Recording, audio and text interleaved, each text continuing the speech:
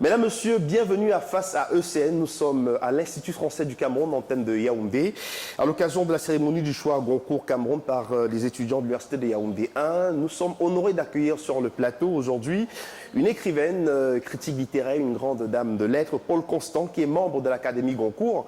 Avec nous sur le plateau, bonjour et bienvenue. Bonjour Christian et merci de me recevoir. Alors, ce n'est pas la première fois que vous venez au Cameroun. Vous avez été au Cameroun il y a plusieurs années en arrière. Il y a 70 ans. Il y a 70 ans, mon père médecin débarquait à Douala pour reprendre son poste ou prendre un poste qui était à Batouri.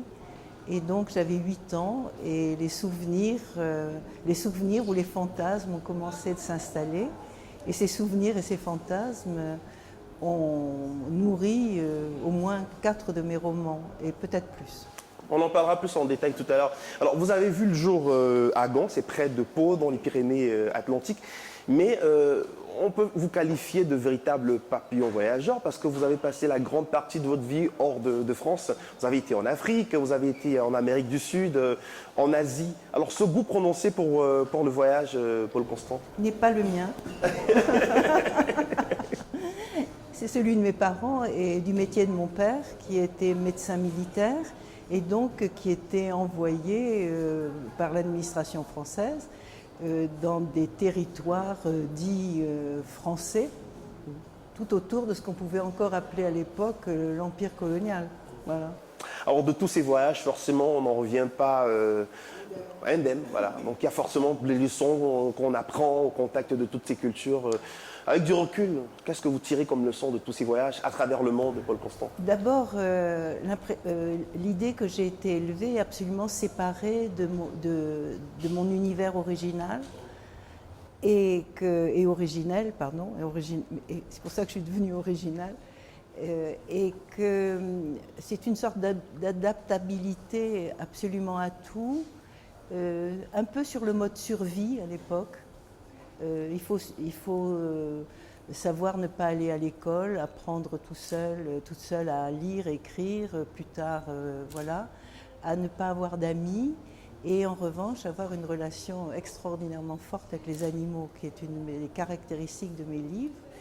Et puis aussi une espèce de confusion mentale totale parce que je confonds l'Afrique avec l'Amérique du Sud et je confonds même l'Amérique du Sud avec l'Amérique centrale, du Kansas par exemple. C'est un gros mélange, et ce mélange s'appelle les tropiques. Et évidemment, tous ces voyages ont nourri votre production littéraire, en parlant notamment de l'Afrique. Oui. Puisque Gallimard m'a consacré ce qu'on appelle un quarto, c'est-à-dire le pléiade des écrivains vivants, autour de cette obsession de l'Afrique, Afrique imaginaire, Afrique réelle, Afrique fantasmée. Voilà, et en ce moment, je suis dans une espèce de vertige où je confronte des souvenirs qui ne sont peut-être pas des souvenirs à la réalité. Et la réalité, comme je vous le disais tout à l'heure, elle est encore plus imaginaire que l'imaginaire. Alors, parlons de la passion pour l'écriture. Qu'est-ce qui provoque le déclic? Ça part de quoi exactement, Paul Constant? Le déclic, il part de la lecture. Je pense que tout écrivain est d'abord un grand lecteur. Je n'imagine pas un écrivain qui partirait du néant, mais aussi on peut partir de soi-même. Mais je pense que le goût d'écrire vient d'énormément de lecture. Et moi, j'ai été une enfant lectrice, ma famille lisait, on n'avait rien d'autre à faire, hein. Sans électricité, sans eau, sans tellement de jeux. Le grand truc, c'était d'avoir un livre. Un livre, c'est ça. Et un livre pas spécialement fait pour les enfants. Moi, j'ai beaucoup lu de littérature à l'usage des adultes sans comprendre grand-chose. Mais ma théorie, que pour lire, il n'est pas nécessaire de comprendre ce que l'on a lu, puisque lire, c'est déjà écrire. Et justement, en parlant d'auteurs plus jeunes, des auteurs qui vous ont forcément influencé, qui vous ont donné vraiment envie de vous lancer dans l'écriture? C'est la littérature contemporaine, et pour moi, la littérature contemporaine a été américaine. C'est-à-dire, c'est tous les grands Américains, depuis Faulkner, enfin, c'est tous les, celui qui a écrit, enfin bref, les grands Américains. C'est-à-dire, c'est aussi ce monde qui ressemblait au monde dans lequel j'avais vécu, vous comprenez. Donc j'ai appris à lire l'Afrique dans les grands romans américains qui ne parlaient pas du tout d'Afrique, mais qui parlaient de fleuves, mais qui parlaient de forêts, et qui parlaient d'animaux, et qui parlaient de la difficulté à vivre dans une nature dans laquelle il se confrontait, ce qui est aussi un grand thème africain. Alors, on va peut-être évoluer. Je rappelle que vous êtes spécialiste de la littérature du XVIIIe siècle. C'est une littérature assez particulière quand même. Hein. Oui, vous savez que c'est le XVIIIe siècle qui a inventé le bonheur. Carrément. Avant, il n'y avait que la règle, l'Église, le châtiment, l'enfer, le paradis. Le paradis, c'est excessif. Donnez-moi simplement le bonheur.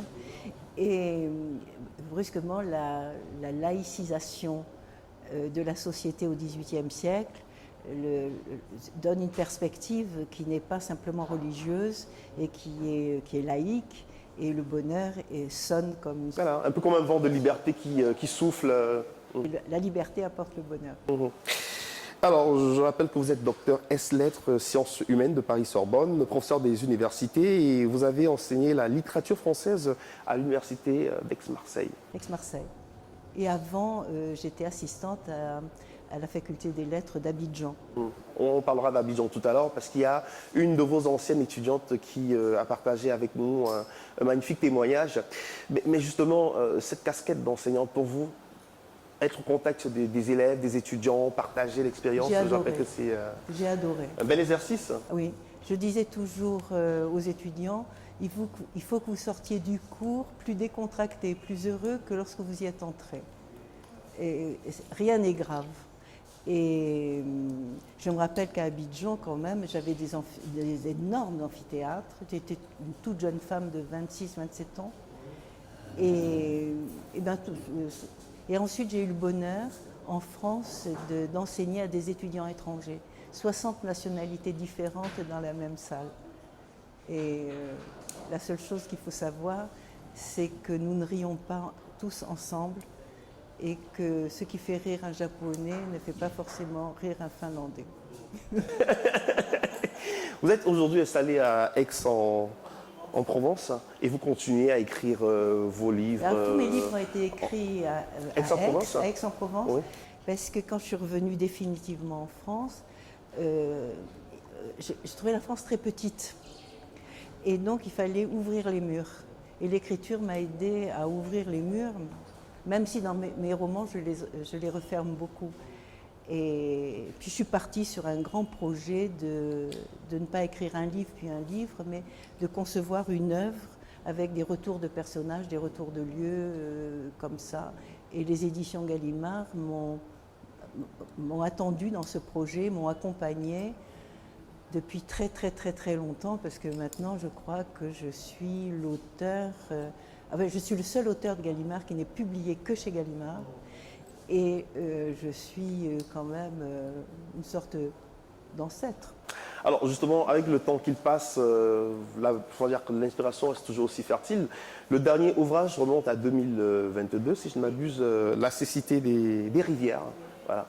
La mémoire est toujours aussi fraîche, les idées sont toujours aussi en place. Non, parce que chaque livre est comme une expérience vécue qui introduit dans une autre expérience. Alors la cécité des rivières, c'est typiquement camerounais, même si j'appelle Yaoundé la capitale. C'est l'histoire d'un prix Nobel de médecine qui vient avec Paris Match, etc., faire le trajet entre la capitale et ce qui est une sorte de Bathory. Et ce trajet va passer 2 jours et 2 nuits, et c'est la remontée des souvenirs, et c'est une histoire un peu douloureuse. Et la cécité des rivières, c'est le nom de long conseil. Alors, la thématique qui semble vraiment vous tenir à cœur, je veux dire que lorsqu'on parcourt vos ouvrages, finalement, la condition humaine, c'est vraiment quelque chose qui vous tient à cœur, la situation des femmes, l'éducation des filles, voilà, la place de la femme dans la société, l'injustice, c'est vraiment quelque chose qui vous tient à cœur, la condition humaine. Oui. Ben, surtout dans le roman qui s'appelle Confidence pour Confidence, qui a eu le prix Goncourt, où c'est un roman sans hommes, avec uniquement des femmes. Ça a été mal pris à l'époque. Hein. Quand On même. a dit qu'est-ce que c'est qu'un roman où il n'y a que des femmes. Maintenant, je serais saluée. Et c'est sur la destinée des femmes, c'est-à-dire qui veulent sortir de leurs conditions par des études, en étant professeurs ou en réussissant des carrières, et qui à la fin se retrouvent dans une espèce de désert sans hommes pour leur faire face. Et ça, c'est comment les féministes d'une certaine période, finalement, ont été flouées, comme dit Simone de Beauvoir. Et justement, c'est peut-être la raison pour laquelle vous vous décrivez, vous allez nous dire hein, pourquoi vous vous décrivez comme une femme de sa génération qui a dû franchir une montagne d'interdits pour réussir dans l'existence. Eh ben, une femme de ma génération, c'était pas une femme qui faisait des études. Quand j'ai eu mon bac très tôt, ma mère m'a demandé ce qu'elle pensait, c'est que je devais me marier. Pour elle, c'était ce qui lui était arrivé, et elle y avait trouvé le bonheur. Elle aurait souhaité le bonheur pour ça. Et le bonheur passait par le mariage après les études. Ah oui, les études convenables, pas trop d'études. D'accord. Et puis après, juste ce qu'il faut. Juste ce qu'il faut, un bac, ça suffisait, Ouais. pour montrer qu'on n'est pas tout à fait sotte. Et puis ensuite, mais moi, quand j'étais chez les religieuses, j'avais un cours, au lieu de faire de la philo, on faisait un cours de préparation au mariage. Donc j'ai retenu qu'il fallait surtout être à l'heure. Parce qu'autrement, votre mari pouvait partir à un dîner sans vous. Quel malheur! Donc j'ai dû me réinventer. Et par bonheur, mes parents ont été très absents de France à cette époque. Donc j'ai un peu mis tout à plat, reconstruit mon futur, et avec l'aide de professeurs d'université qui avaient vu en moi quelque chose. Et donc j'ai fait donc mes études de lettres, et puis j'ai eu très vite le pied à l'étrier à cause de mai 1968, qui a quand même nous a aidés à émerger, et les femmes et les jeunes étudiants. Et c'est à ce moment-là que j'ai commencé à être assistante. Puis j'ai écrit 2 thèses, parce qu'il fallait 2 thèses à l'époque. Une première qui était New York dans le roman français contemporain. Et ça, c'est très intéressant, parce que New York représente la Sodome et Gomorrhe. Et donc, il fallait qu'elle soit détruite dans tous les romans. Hein. Et c'était une façon aussi pour les romanciers de dire leur homosexualité. C'est très intéressant. Et puis ensuite, je suis partie avec Frédéric Deloffre de la Sorbonne sur les traités d'éducation des femmes, pour montrer que c'était une littérature typiquement féminine. Elles sont les spécialistes des traités d'éducation, même si elles se servent des grandes idées des éducateurs de l'époque. Et en particulier Madame de Maintenon, qui invente le premier couvent non religieux, et qui 2 ans après arrête tout parce qu'elle prend peur des filles qu'elle est en train de faire, parce que les filles sont glorieuses, et puis brusquement il y a une espèce de féminisme qui ressort, et que l'éducation avait eu tendance à mettre sous le boisseau. Et c'est à ce moment-là qu'elle les reprend en main. Et voilà, c'est le moment des précieuses ridicules, c'est le moment où Molière se moque où les femmes savantes, où Molière se moque de ces femmes qui veulent savoir. Et votre engagement également pour la francophonie est légendaire, hein, parce que pour vous, le combat pour la francophonie, c'est quelque chose qui vous tient également à cœur, hein, Paul Constant. Oui, alors je ne voudrais pas donner dans la complaisance, mais je me sens très peu française. Je n'ai pas d'expérience de la France, à part ce couvent dans lequel j'étais, qui suivait les mœurs du XVIIe siècle. Alors j'étais très bonne en révérence, bon le reste, et je me sens française par la langue. Mon identité, c'est ma langue. Et je parle une langue assez classique, assez classique, enfin bref, et cette langue, je la partage avec tous ceux qui la parlent ou qui l'inventent. Et c'est pour ça que je suis francophone et que je soutiens la francophonie. Et au sein du Goncourt, avec Tahar Benjelloul, on est quand même les deux acteurs qui soutiennent la francophonie. Lui plutôt nord-africaine et moi plutôt de l'Afrique subsaharienne. Et donc c'est comme ça que s'entendant l'un l'autre, on fait émerger quelqu'un comme Djaïli Amadou Amal. Qui a reçu également le prix Goncourt. On en parlera plus en détail dans un instant. Restez avec nous, Paul Constant. Je rappelle que vous êtes membre de l'Académie Goncourt et aura lieu aujourd'hui donc à l'Institut français du Cameroun la cérémonie du choix Goncourt Cameroun par les étudiants de l'Université de Yaoundé 1. On va marquer une pause et on va vous proposer de regarder une performance live d'une talentueuse chanteuse camerounaise. Elle s'appelle Téti Tezano en compagnie de ses musiciens. On se retrouve juste après.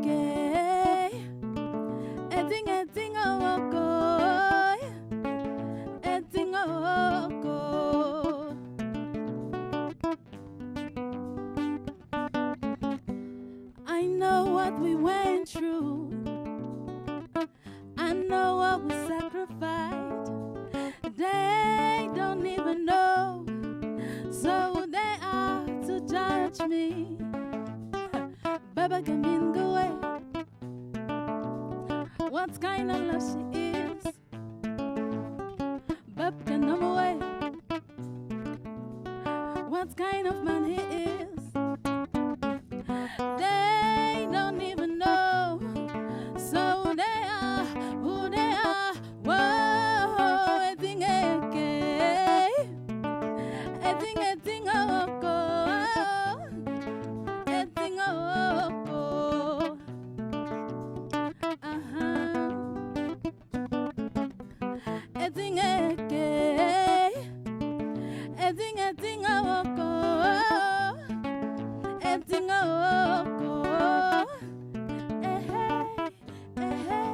ambiance. Hey.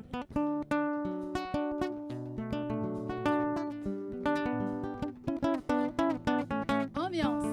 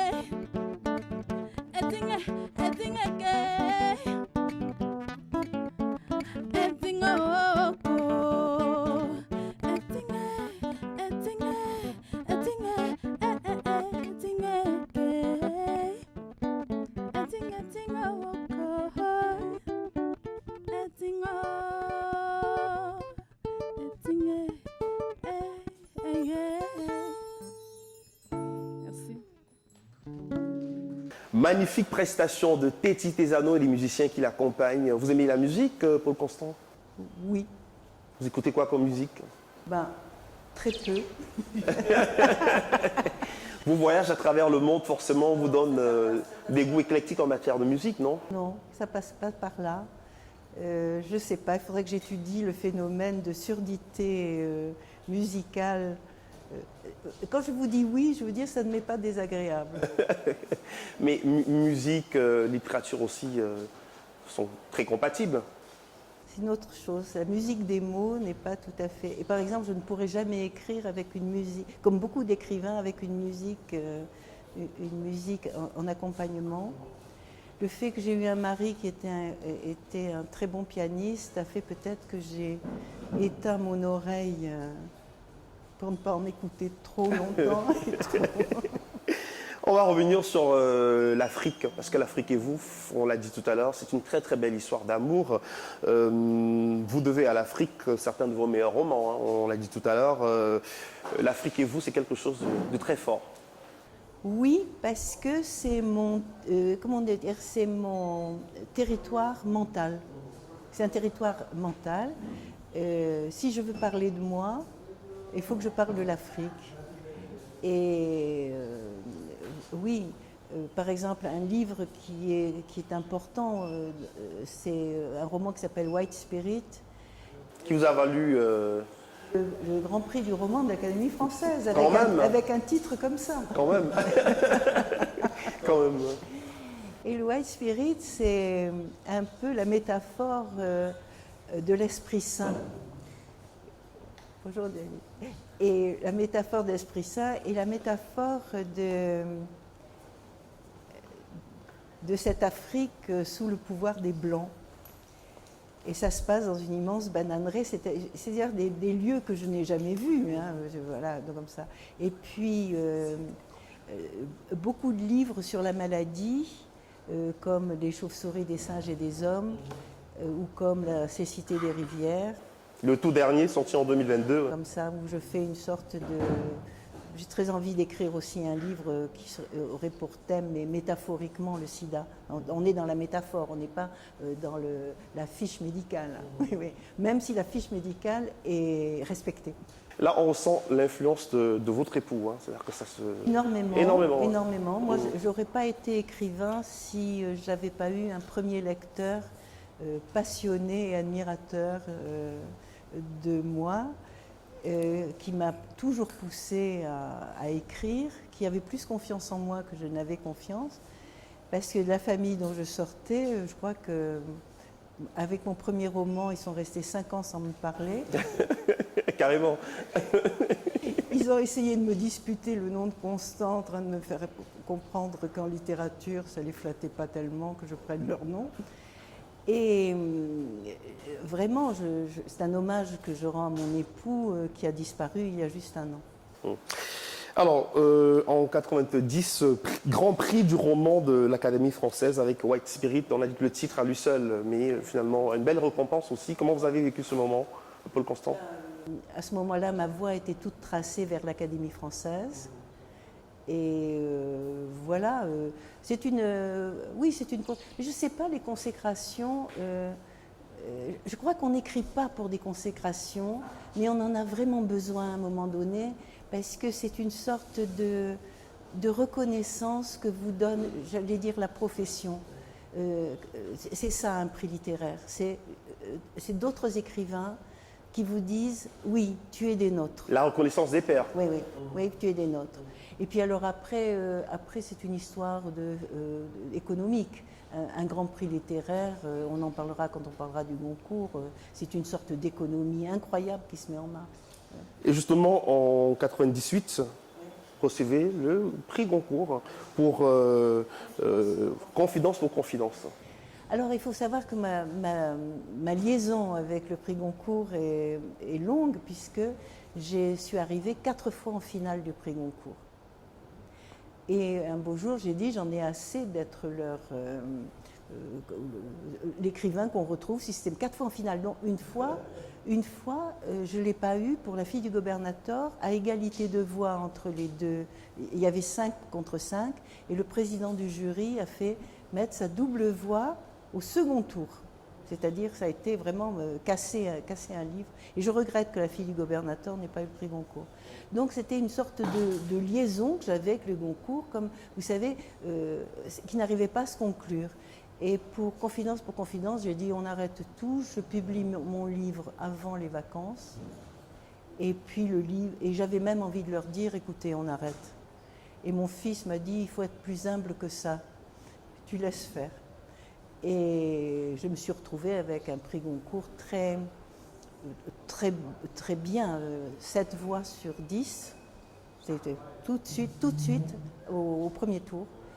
Et une polémique effrayante à la suite, parce que vous savez, il y a quand même un plafond de verre qui existe, et le plafond de verre, c'est encore le prix Goncourt. Le prix Goncourt, à la fois par le jury, et on expliquera l'esprit du prix Goncourt, l'esprit des Goncourt, c'est quand même un prix d'hommes, d'écrivains hommes, comme si la vraie littérature était la littérature des hommes. Et d'autre part, le public ne vient pas à votre secours. Il ne vient pas dire non, et les femmes ne viennent pas non plus à votre secours. Parce que vous sortez, si vous voulez, du domaine où vous devez rester. Alors on veut bien que vous ayez un féminin, on veut bien, déjà le Grand Prix de l'Académie française, on dit oui, c'est certainement parce qu'elle écrit bien, comme si écrire, c'était pas penser, enfin bref. Mais le Goncourt, alors c'est la polémique. Et même encore cette année, pour Brigitte Giraud, ça a été une polémique. Et c'est un tellement beau livre, et c'est un livre qui s'est fait fracasser à l'intérieur du jury Goncourt, et je vais le dire, par Tahar Ben Jelloul, alors qu'on doit être tous solidaires. Tahar a commencé à dire aux journalistes, il y avait un grand roman, c'était Empoli, et il y a un roman qui ne vaut rien du tout, c'est le Brigitte Giraud. Il lui a cassé son prix Goncourt, il lui a cassé, il l'a entraîné dans une polémique, et c'est un livre merveilleux, c'est comment, 20 ans après, on peut se souvenir du deuil de son mari, et comment on peut s'en souvenir, et c'est se vivre vite. Merveilleux roman, court roman, et roman essentiel. Et donc là, je vous dis, encore maintenant, et c'est pas demain qu'une femme aura le prix Goncourt, laissez-moi vous dire. Le combat se poursuit. Justement, vous avez intégré l'Académie Goncourt le 8 janvier 2013. Vous avez été élu à l'unanimité. Ah ben, il fallait bien. C'est quand même assez paradoxal, c'est-à-dire que le Goncourt, oui, c'est une affaire Alors, grande, ils avaient changé. mais membre du Goncourt à l'unanimité. Alors, chaque membre du Goncourt est très différent d'un autre, mais comme un écrivain est différent d'un autre. Et donc, et c'est très bien parce qu'on peut on peut aimer des livres très différents. Et on a notre zone d'influence. Et là, vraiment, 4 fois en finale du Goncourt, le Goncourt. J'ai créé un festival aussi des écrivains du Sud à Aix-en-Provence qui fonctionne absolument à merveille. Je suis présidente du prix Giono, je fais partie du prix Mauriac, je fais partie, enfin bref, je ne sais pas combien j'ai entre les mains de prix littéraires. Je fais partie du conseil de la princesse Caroline de Monaco, de conseil littéraire pour les prix de la francophonie.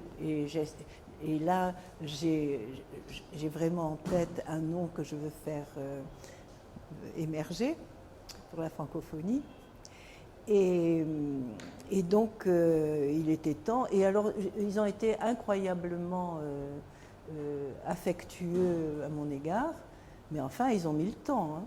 Vous avez été bien accepté dans le groupe, parce qu'un vote à l'unanimité... Alors, une fois qu'on est... c'est pas être accepté. Quand vous êtes au Goncourt, vous avez la même place que le président, c'est-à-dire il y a une sorte d'égalité qui se fait autour de la table. Et les gens pensent toujours que c'est le président qui fait tout. Il a la double voix au 15e tour. C'est pour ça que celui qui m'a mis une double voix au second tour, il était dans l'illégalité. Mais autrement, c'est votre enthousiasme, c'est la façon dont vous avez de convaincre le jury que ce livre, il faut le mettre dans la liste. Voilà. Le travail du Goncourt, c'est un travail qu'on fait tout l'été pour convaincre les meilleurs lecteurs du monde, que sont le jury Goncourt, ce sont des lecteurs. Aucune bête au monde ne ferait ce que font le jury Goncourt. Et pour les convaincre, eux, grands lecteurs, qu'il faut mettre un livre. Et c'est la reconnaissance qu'ils ont en votre jugement. C'est-à-dire qu'il ne faut pas les tromper, il faut pas les tromper. Et si je dis quelque chose, forcément, ils me suivent.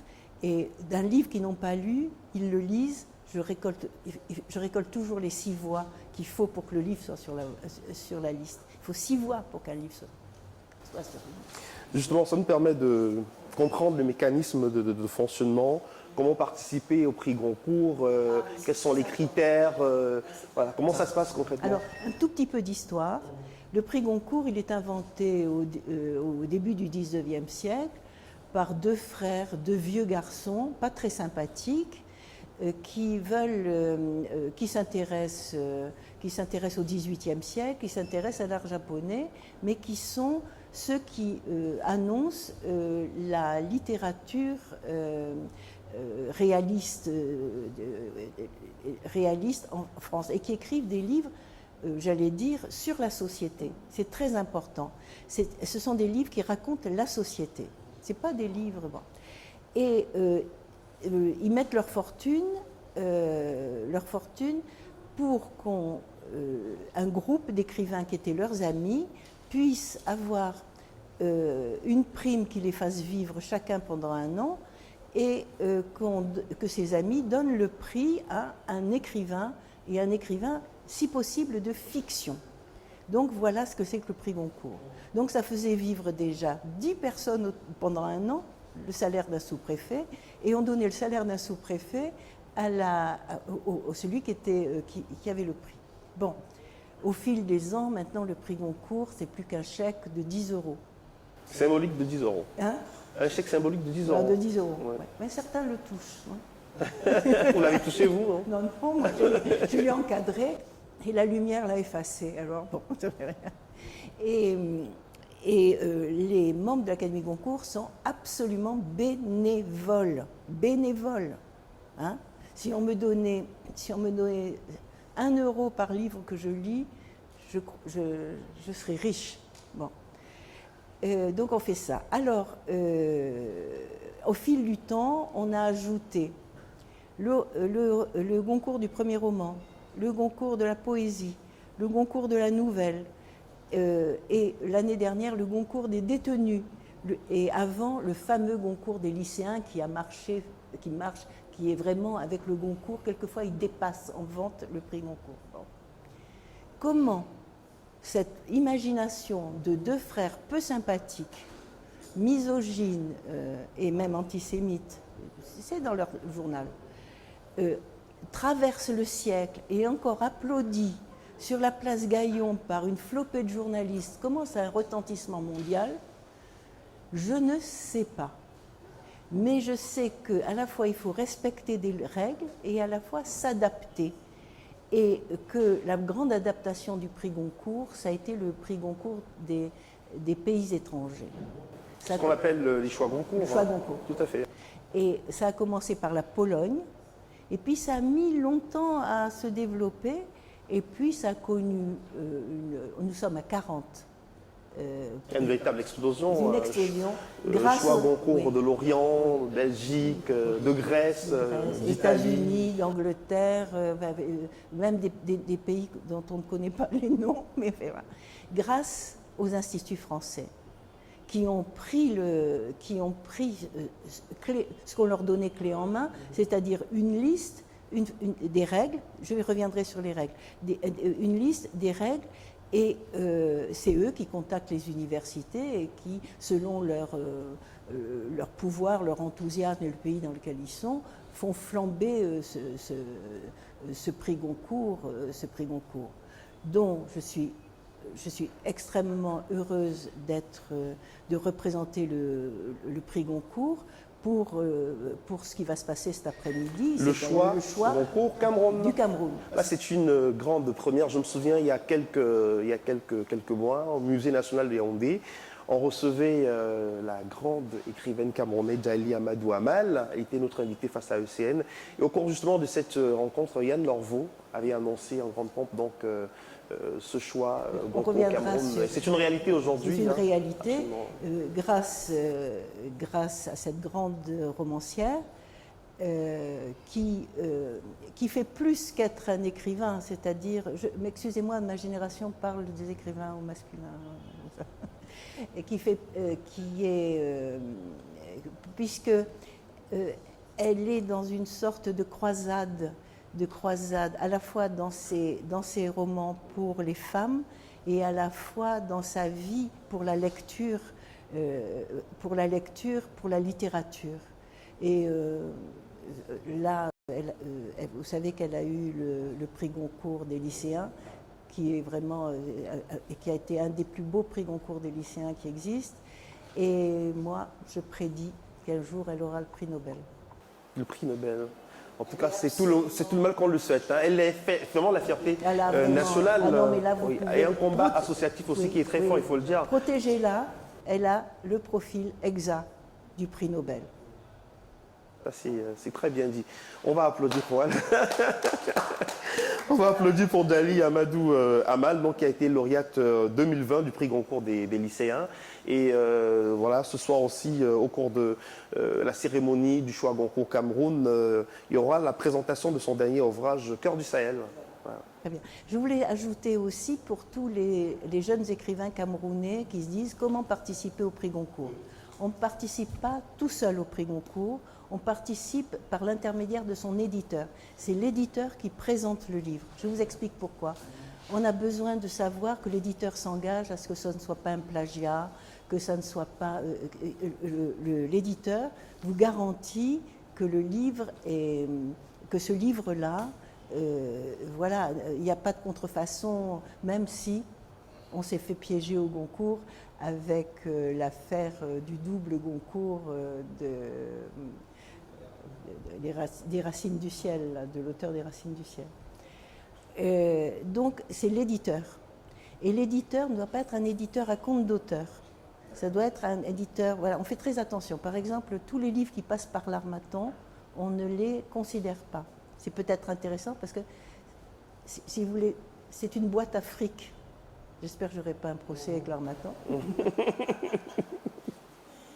Il est bon ton de perdre un peu d'argent avec les livres qu'on édite. Un éditeur, il fait sa collection, il indique sa trajectoire. Et donc, ça passe... Voilà. Alors, le problème, c'est pour les éditeurs africains, savoir comment envoyer les livres.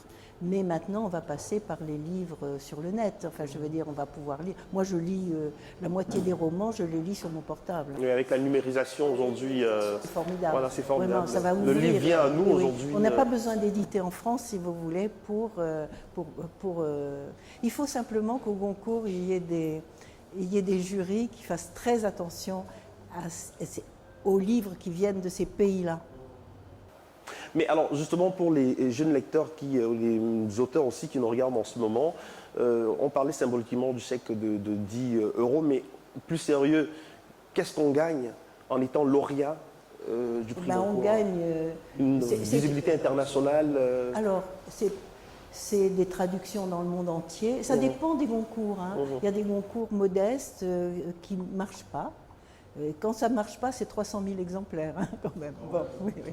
Quand ça marche, depuis les dernières années, c'est 1 million d'exemplaires. 1 million d'exemplaires. Vous voyez déjà, c'est plus qu'un chèque de 10 euros. C'est une maison d'édition qui se porte très très bien. On a un jour couronné un auteur des éditions de l'Olivier et l'éditeur est arrivé, les larmes aux yeux, et il nous a dit, vous savez, je ne vous l'ai pas dit, mais on allait déposer notre bilan. Le Seuil ne voulait plus nous soutenir. Et maintenant qu'on a le Goncourt, les éditions de l'Olivier sont reparties et on va prendre notre indépendance du Seuil. Ça, c'est quand même c'est aussi une histoire éditoriale. Même si on reste attaché à la qualité d'un livre par rapport au Testament des Goncourt. C'est un livre de littérature, c'est un livre sur la société.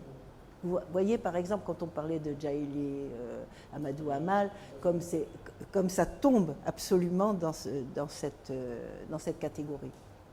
Hein. Paul Constant est avec nous sur le plateau de Face à ECN. Alors, à quoi est-ce qu'on devrait s'attendre avec le choix Goncourt Cameroun qui sera lancé ce genre? Eh bien, le choix Goncourt Cameroun est parti de la dernière sélection du Goncourt. Selon les pays, la Pologne prend les 15 titres qui sont mis en septembre, et puis d'autres prennent, et aussi le choix de l'Orient, les 15 titres du début. Et puis certains pays, parce qu'ils commencent, et puis peut-être aussi parce qu'ils pensent peut-être que ce sont les meilleurs, ils se trompent, et les 4 derniers titres. Et donc, sont encore en compétition. Je pense qu'il y a Brigitte Giraud pour son magnifique Vivre vite. Il y a Déampoli pour son tellement intéressant Hommage du Kremlin. Il y a Mackenzie Orsel qui est haïtien et qui est une sorte de génie langagier avec un imaginaire formidable, comme ont les Haïtiens. Et puis il y a pratiquement, c'est un document, il y a le livre de Corman, elle s'appelle Corman, qui parle des enfants juifs en France sous l'occupation, et ces enfants dont la famille, qui ont survécu et dans les camps et qui sont revenus. Et je trouve quand même qu'il est toujours temps de parler de un drame, c'est faible, cette tragédie du XXe siècle, tragédie qu'on n'en finit pas de découvrir dans les détails. Restez avec nous, on va marquer une autre pause musicale avec notre artiste musicienne invitée, qu'on trouve tout de suite sur le plateau pour sa performance. Voici Teti Tezano et ses musiciens. Oh, amour, dis-moi, quel est ton pays? Ces nuances de blanc, de noir sur ta police. Tu dis que t'es d'ici, mais ils te disent que t'es d'ailleurs. Ailleurs, on s'aime aussi, qu'importe la couleur. Rouge, blanc ou noir, je t'aime en couleur. D'ici, d'ailleurs, je t'aime en couleur. D'Orient ou d'Occident, je t'aime en couleur. D'Afrique ou d'Amérique, on s'aime en couleur. J'ai traversé les eaux à la nage pour te suivre. Des déserts entiers à la marche pour te suivre. Seul l'amour éteint toutes les douleurs. Touche-moi, n'aie pas peur de ma couleur. Rouge, blanc ou noir, je t'aime en couleur. D'ici, d'ailleurs, je t'aime en couleur. D'Orient ou d'Occident, je t'aime en couleur.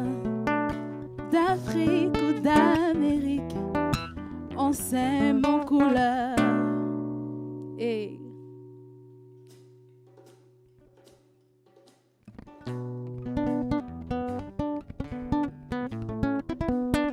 ambiance.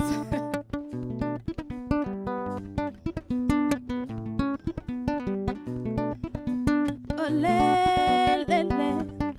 Olé, lé. En couleur. Olé, lé, lé. Olé, lé. En couleur. Olé, olé.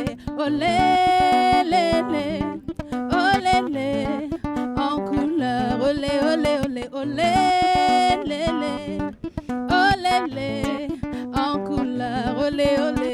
Olé, lé, lé. Olé, lé. En couleur. Olé, olé, olé. Olé, lé, lé. lélé, en couleur de Ouaga à Casa, de Kinshasa à Bogota, de Monrovia à Pretoria, de Lima jusqu'à Douala. Olé, olé, olé, lélé, olé, lé, en couleur. Olé, olé, olé.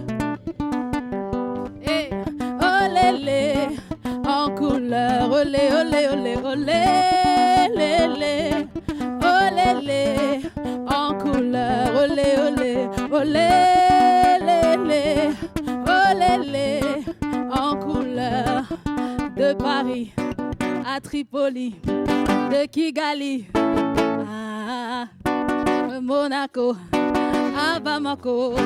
Ici, on s'aime en couleur. Olé, olé, olé, lélé, olé, lé, en couleur. Olé, olé, olé, lélé, olé, lé, en couleur. Olé, olé, olé, lélé, olé, lé, en couleur. Olé, olé, olé, lélé, olé, lé, en couleur. Merci. Merci infiniment, Petit Tesano. La musique se fait beaucoup de bien. Vous parliez tout à l'heure du piano avec votre défunt mari. Ouais. La musique aussi en Afrique, de belles scènes, des artistes qui se renouvellent. Non, mais c'est très très agréable, moi, depuis que je suis au Cameroun, d'entendre toutes ces musiques, vraiment, puis c'est très sonore. Ça vous rappelle un tout petit peu Batouri, vous avez été il y a 70 ans, vous avez dit Musique à Batouri, non, non, non. C'est la solitude, vous savez. C'est ce que j'appelle la brousse, sans mettre aucune notion péjorative dans le mot brousse. Moi, la brousse, j'adore. Hein. Le sissongo et puis... le bruit des oiseaux. Ah oui. Vous avez encore des oiseaux. Ah, vous avez encore des oiseaux.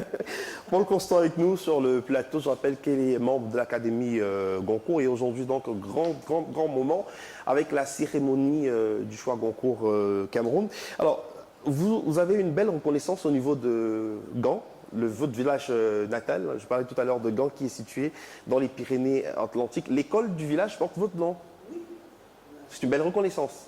Et c'est très bien parce que l'école du village est à côté du cimetière où il y a la tombe de mes grands-parents chéris et où j'ai amené les cendres de mon mari l'été dernier. Et vous savez, quand vous n'avez pas de lieu originel parce que vous avez été brinque-ballé toute votre vie, il faut qu'il y ait un lieu symbolique. Et donc cette école, j'y tiens. J'espère qu'ils ne vont pas la débaptiser un jour. Hein. Avant de vous installer à Aix, vous avez vécu 8 ans à Abidjan. On a parlé tout à l'heure de la Côte d'Ivoire. Alors, j'ai un témoignage que je vais partager avec vous d'une de vos anciennes étudiantes dans la capitale ivoirienne. Quand elle a su que j'allais vous recevoir, tout de suite, elle a envoyé un message. Elle était un peu déçue de ne pas pouvoir être physiquement là au Cameroun pour vous accueillir. Alors, elle est originaire du Cameroun, installée à Neuilly-sur-Seine. Elle est aujourd'hui une grande dame de la presse, un grand groupe de presse basé à Paris. Alors, voici exactement ce qu'elle dit. Je vais partager avec vous le message que j'ai reçu. Que c'est dommage, Paul Constant a été ma prof de lettres à Abidjan et fait partie des gens qui m'ont donné le goût de l'écriture. J'aurais adoré le lui dire dans ma ville natale, mais je ne serai de retour que le 9 mai. Présente-lui mes compliments et transmets-lui l'expression de ma reconnaissance éternelle à celle qui, pour nous, s'appelait Madame Bourjardin. Voilà. Et c'est signé Marie-Roger Biloa. Je ne peux pas retenir un nom, mais s'il y avait une photo, je la reconnaîtrais. De toute façon, elle vous a reconnu. Hein. Bah oui, elle m'a reconnu, alors c'est bien. Ouais. Donc Abidjan reste pour vous aussi un moment fort. Ce contact avec ses étudiants. Quand je suis arrivée à Abidjan, je me suis mariée en 68. Et donc je suis arrivée à Abidjan l'été 68. D'abord de la beauté de la ville, qui est incroyable. Et ensuite, ça a été une période où on a beaucoup travaillé avec mon mari. On était très pauvres parce que lui passait l'agrégation de médecine à cette époque. Et moi, j'écrivais mes thèses. Nous avons eu nos 2 enfants là. Et l'université, c'était les tout débuts de la littérature africaine à l'université. L'université d'Abidjan suivait les programmes de l'université de Bordeaux, vous vous rendez compte? Et moi, je faisais un cours sur Malraux et je ne sais plus sur quoi. Et de mon propre chef, avec mes étudiants, on est allé enregistrer des contes Annie, parce que j'avais besoin d'être plus proche. Et là, j'ai vu que l'univers du conte, mais partout, était un univers. C'est pas un univers de distraction. D'abord, ça se passe de nuit, et il se passe des choses. Il se passe des choses magiques quand on raconte un conte. Et c'était bon, je ne voulais pas avec ça. Et donc, j'ai fait des collectes de contes. Et on a beaucoup dit qu'il y avait un aspect conte dans mes romans, parce que le conte dit ce que l'on ne peut pas dire. Voilà. Alors, des collaborations aussi avec la télévision, France 5, Arte, France 2. Vous avez finalement, on va dire, multiplié l'offre. Ben, on m'a proposé un jour de filmer un fleuve. J'ai dit j'avais envie de filmer le Mékong, parce que j'ai beaucoup vécu, enfin j'ai vécu aussi en Asie.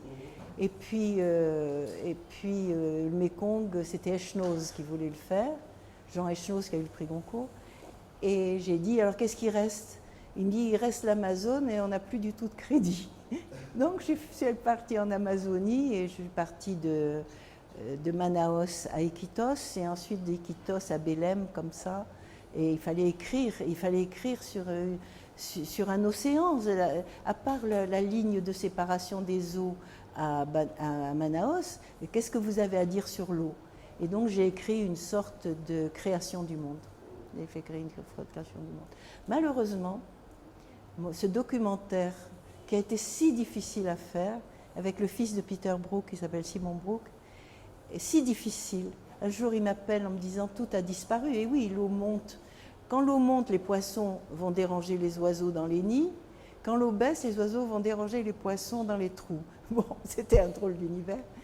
Et il me dit « qu'est-ce qu'on fait ?» Et moi, c'est l'imaginaire qui réparait la réalité. Vous voyez, c'est l'imaginaire. Et ben, il a été diffusé le jour de la mort de Lady Di. C'est-à-dire qu'on n'a pas dû avoir de spectacle. Parce que forcément, l'attention a été portée sur la mort de Lady Di. Il y avait des réfractaires à Lady Di qui se sont précipités sur cette histoire de création du monde. Et vous avez fondé, vous présidez en Aix-en-Provence, le Centre des écrivains du Sud, Jean Giono. Vous organisez énormément de rencontres littéraires. Ça va, alors ça, c'est bien, formidable, parce que quand j'ai eu le prix Goncourt, j'ai mal supporté les regards sur moi. Regard positif, mais aussi regard très négatif. Hein. Il faut voir, vous êtes en ligne de mire et on vous explique toujours que ce n'est pas pour vous qu'on aurait voté, que c'est... Tout le monde se permet, sans vous avoir lu, d'avoir un jugement sur ce que vous avez écrit. C'était un peu, sans compter les collègues un peu, en disant mais c'est ce que tu appelles le travail, tu écrivais des romans, parce que j'étais sous le nom de Madame Bourjade, bien cachée. Et je dis, gardons des pseudonymes. Et voilà. Et un étudiant japonais, quand il a appris que son professeur, c'était Paul Constant, s'est évanoui. Les Japonais sont excessifs. Ce Japonais était merveilleux. Chaque fois qu'il arrivait à lire un roman français, il pleurait, parce que c'était lui, pour le comble enfin en langue française. Quoi. Et à ce moment-là, j'ai dit, avec tout cet appel, je vais créer un centre, d'abord un centre universitaire, où j'ai créé un diplôme universitaire de littérature contemporaine. Et avec le pouvoir que j'avais, je pouvais faire venir tous les écrivains que je voulais. Les maisons d'édition ne demandaient que ça. Et c'est devenu une institution. Donc je recevais un écrivain par mois, et ensuite il y avait comme un petit salon du livre, si vous voulez, mais qui était merveilleux à l'époque, parce qu'à l'époque, je recevais les écrivains chez moi, et c'était la fille de Jean Giono, Sylvie Giono, qui faisait la nourriture, et je les logeais dans le petit hôtel en face. Maintenant, c'est devenu un vrai festival, et donc c'est la ville d'Aix-en-Provence, c'est le festival de la ville d'Aix-en-Provence. On espère aussi avoir des auteurs camerounais, hein, bon, ce serait bien. Vous en avez reçu déjà en Aix-en-Provence? Oui, beaucoup, enfin camerounais et africains, parce que, vous savez, la première émission d'Apostrophe auquel j'ai participé, je ne savais même pas ce que ça existait, c'était Les romanciers regardent l'Afrique. Il y avait André Brink, il y avait William Sassine, il y avait, on était assez liés. Il y avait Janco. Et je crois que nous tous sur le plateau, on détestait Janco, qui était très traditionnel, caricatural, enfin bref. Il avait juste trouvé à dire sur moi, ah oui, on veut se venger de son papa. Voilà ce que... Vous savez, vous ne pouvez pas imaginer ce regard machiste sur la littérature des femmes, comme si on n'était pas un écrivain à part entière. D'où notre désir, à mon époque, de se dire au masculin, vous comprenez? Oui, voilà. Et donc, à l'époque, il y avait une collection au Seuil qui s'occupait de littérature africaine. Et donc, je recevais. Et puis ensuite, chez Gallimard, il y a eu une collection qui s'appelait...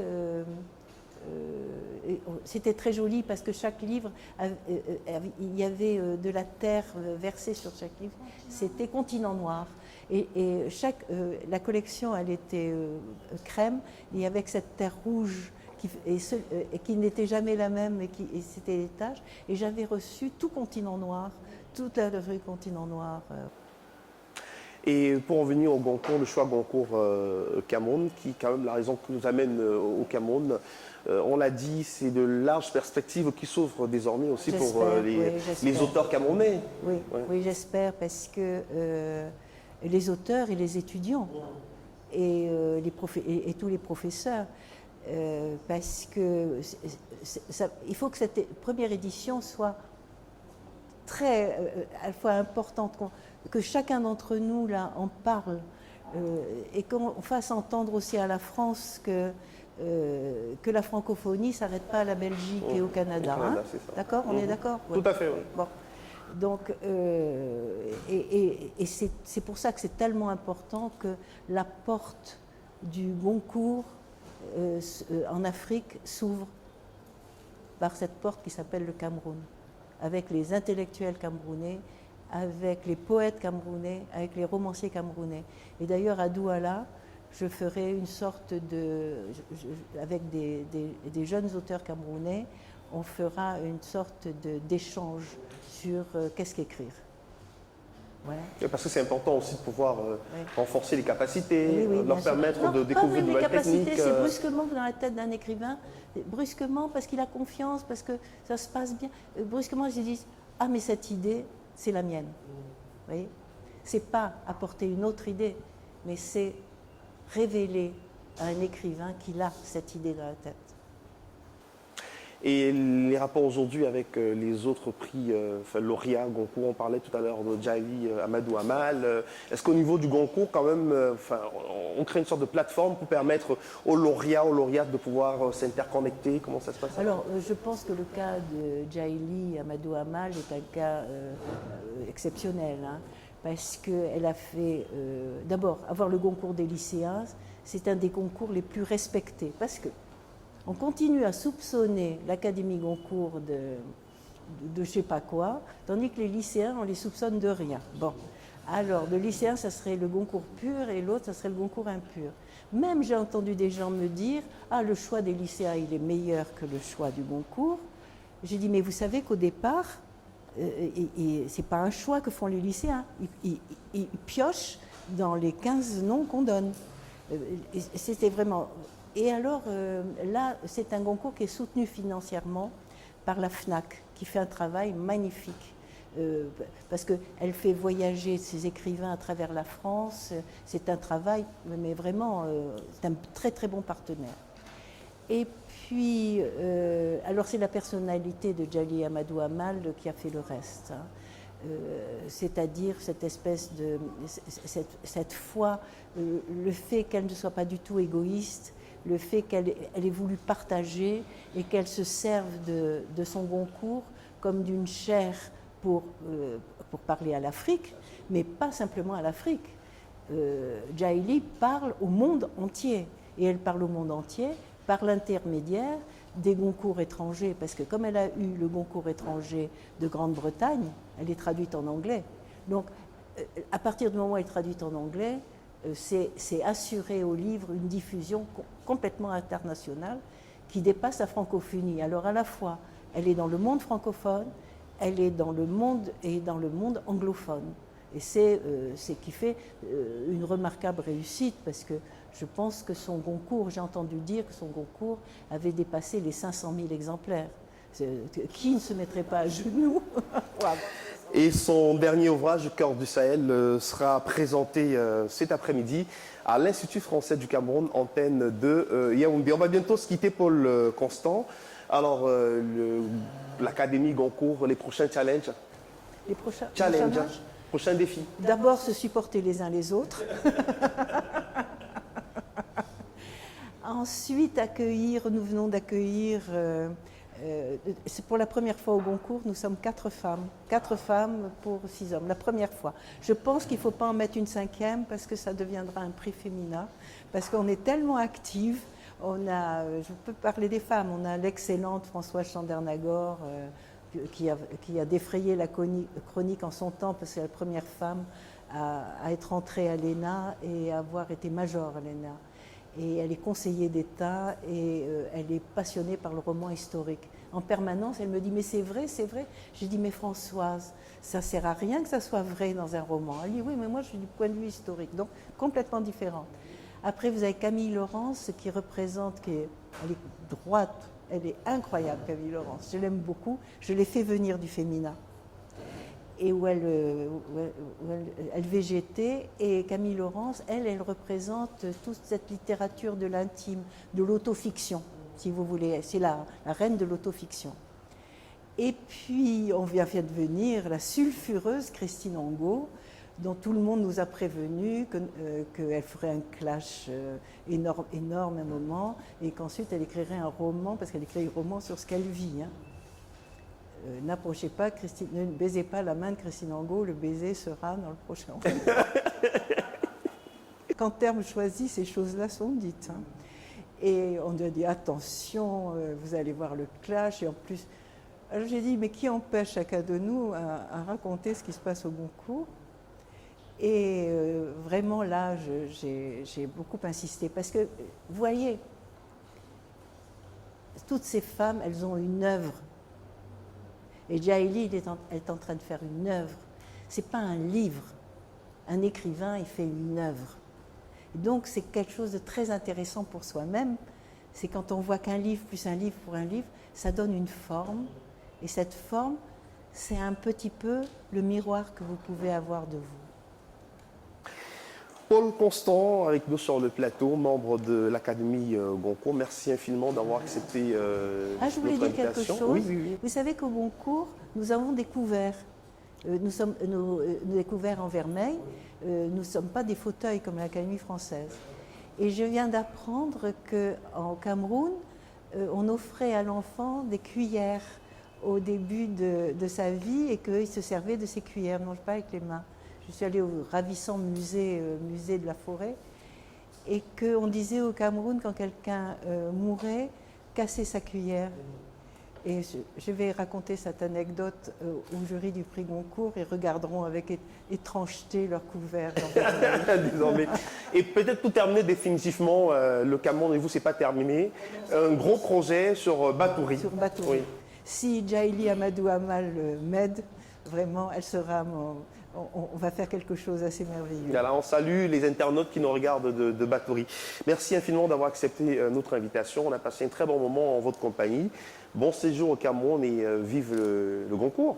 Et vive le Cameroun. Et vive le Cameroun. Merci, c'était Face à Océane. On va se quitter en musique avec Teti Tezano et ses musiciens. À très bientôt. Oh Barbie, oh Barbie, oh Barbie, oh Barbie. They say I'm nothing, you don't stop insulting me. You don't stop treating me like I am a matter for you, my baby. Look at your body, you're fat, you're foolish, you're stupid. You're stupid to think a man like me can go with a girl like you. Oh, I'm falling. Whatever you do to me, my boy, I'm sitting here watching you, destroying my pride, destroying my self-confidence. Oh, I'm crawling every second, every minute, on every word you say. Stop that game, my boy. Yes, I wear me out and you know it. Stop that game, my boy. Yes, run me out and you know it. Hey, yo, old Bobby, old Bobby. That's how you call me now. Old Bobby, old Bobby. That's how you treat me now. Old Bobby, old Bobby. That's how you call me now. Old Bobby, old Bobby. That's how you treat me now. Whisper. Hey. Okay.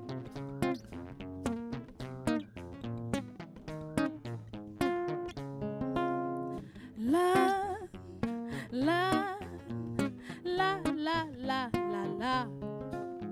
Storm that game, my boy. Yes, run me out and you know it. Storm that game, my boy. Yes, run me out and you know it. Hey, yo, old Bobby, old Bobby. That's how you call me now. Old Bobby, old Bobby. That's how you call me now. Hey, yo, oh yeah. Oh yeah, that is how you call me now. Hey, oh yeah, that is how you call me now. Woo, woo, woo. Oh yeah, that is how you call me now. Hey, ooh, yeah, that is how you call me now. Hey, oh Bobby, oh Bobby. Oh, Bobby, oh, Bobby, that's how you call me now. Thank you. Merci beaucoup. Merci. Merci beaucoup.